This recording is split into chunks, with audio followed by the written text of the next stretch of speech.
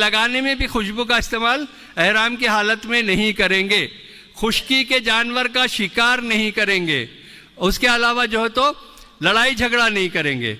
ये जो पाबंदियां हैं ये वाजिबात है। और वाजिब पे क्या होता है साहब हज के उन्वान में? भूल गए? दम लगता ना? हाँ, तो एहराम की हालत में अगर कोई वाजिब कामिल तौर पे तर्क होता है तो दम लगेगा। अब कामिल से मुराद क्या है साहब? जैसे मैंने एहराम की नियत कर लिया, अब मेरे को टोपी नहीं पहनना है, कपड़ा सर पे नहीं रखना है, नाखून नहीं काटना है, बाल नहीं काटना है, बीवी वाले ताल्लुकात नहीं होने वाले। तो अब मैंने अब क्या हुआ साहब के मेरे को याद नहीं था, मैंने टोपी पहन लिया, टोपी पहन के पूरी रात गुजर गई या पूरा दिन गुजर गया।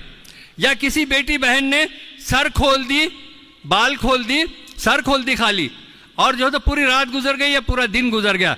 या किसी ने 10 उंगलियों के नाखून काट लिए, या किसी ने जिस्म के किसी हिस्से के 1/4 बाल काट लिए, या फिर किसी ने खुश्की के जानवर का शिकार कर लिया, या किसी ने 1/4 जिस्म पे खुशबू का इस्तेमाल कर लिया।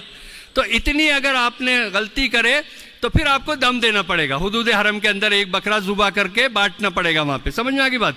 ये तो है कामिल तौर पे तर्क अगर होता है वाजिब। तो अगर नाखिस तौर पे से मुराद ये है कि हाजी साहब को या टोपी पहने थे, 8 रकात पढ़ लिए, 12 रकात पढ़ लिए जोहर की, अब बाद में याद आया कि नहीं यार टोपी पहन के नहीं पढ़नी था, हमको तो हमेशा की आदत है टोपी पहन के पढ़ने की, तो हमने पहन लिए थे।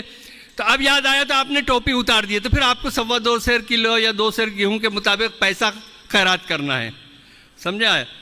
तो ये अब आपने क्या हुआ कि हाई साहब ने टोपी सर पे रखे और याद आया उतार लिए, या एक नाखून काटे याद आया बाद में रुक गए, या थोड़े से बाल काटे उखड़ गए निकाल लिए और याद आया तो उन्होंने बाकी के रोक दिए। तो एक मामूली तौर पे छोटा सा अमल आपसे गलती हुई तो फिर आपको कुछ थोड़ा सा रियाल 2 रियाल जो है तो खैरात करना है। एक मुट्ठी के बराबर अनाज बोलो या खजूरे बोलो या जो भी कर सकते हैं आप, उसके मुताबिक जो पैसे होंगे उतना पैसा आपको खैरात करना है। तो आपने कोशिश ये करना चाहिए कि वाजिबात क्या क्या है उसको पाबंदी से याद करो।